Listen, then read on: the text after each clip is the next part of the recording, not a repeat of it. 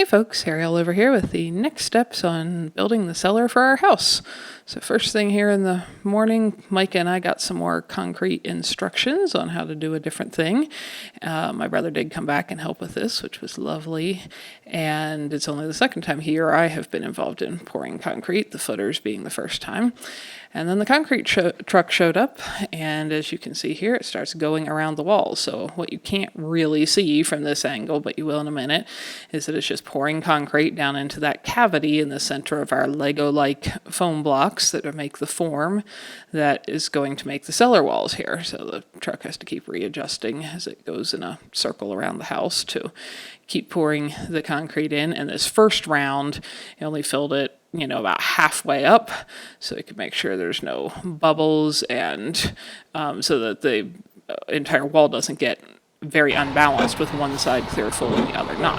Now here you can see what it looks like looking straight down into those blocks. You can see all the rebar and such tying them together, and the concrete, I was kind of at the head of the flow, so here's where the truck started up again after it had readjusted its position around the building, and you can see the concrete flowing, around one of the corners, and how it just is filling in very neatly around all of the rebar and all that other support structure inside there. So that's what was going on the whole time here. We were just supervising it, making sure to get rid of any little air pockets that did develop, but you use a wetter mix, I guess, to do this, and so it fills in really well. For those familiar with the technical details of concrete, you will see that we are not using a vibrator, though you can see it in the foreground of this shot. We did have one should we need it. The recommendation from other folks in the area who have built with these foam Lego-like blocks, and the concrete company themselves that pours hundreds of these a year, was to not vibrate in these kind of walls because it can stress the foam too much. So we were supervising the process here. You can see my brother using a rebar to reach down in there and do some hand vibrating and see if there was any bubbles. As you can see in that pour, that did not look like there was. And the mix used was a 6-bag cement mix with a 6-inch slump. So this is a pretty wet and high cement product that just filled in really nicely.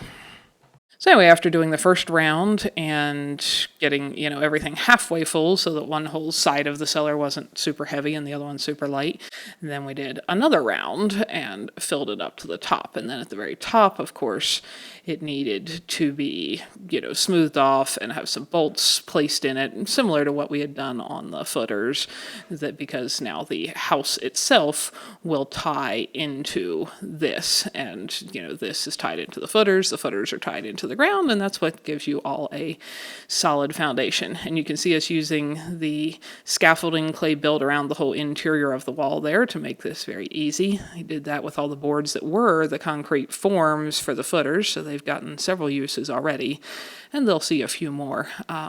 But that did make it pretty easy. And we had a little break here for a second while that first concrete truck washed out and the next one was inbound. And I was just, if you saw me slopping water around there was a spot or two where a little concrete got slopped over onto something where we didn't really want it, and so I was washing that off while we had a break.